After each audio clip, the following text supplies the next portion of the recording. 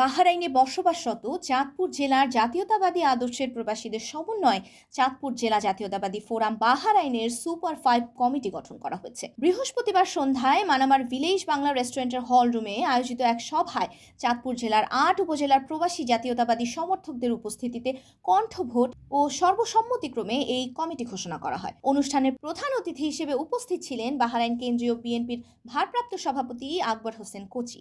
এছাড়া ভিডিও কনফারেন্সের মাধ্যমে বক্তব্য রাখেন চাঁদপুর জেলা বিএনপির সভাপতি এম.এ. শুক্কুর পাটোয়ারি। সভায় সভাপতি হিসেবে নির্বাচিত হন আরিফ খান ইমন। সিনিয়র সহসভাপতি নির্বাচিত হয়েছেন ফিরোজ আলম কিরণ। সাধারণ সম্পাদক হিসেবে দায়িত্ব পেয়েছেন মহসিন চৌধুরী রিপন। সিনিয়র যুগ্ম সাধারণ সম্পাদক নির্বাচিত হন আরিফ দেওয়ান এবং সাংগঠনিক সম্পাদক হিসেবে নির্বাচিত হয়েছেন আবুল বাশার। বক্তারা বলেন, প্রবাসে থেকেও সংগঠিতভাবে দলীয় রাজনীতিকে এগিয়ে নিতে এই ফোরাম গুরুত্বপূর্ণ ভূমিকা রাখবে।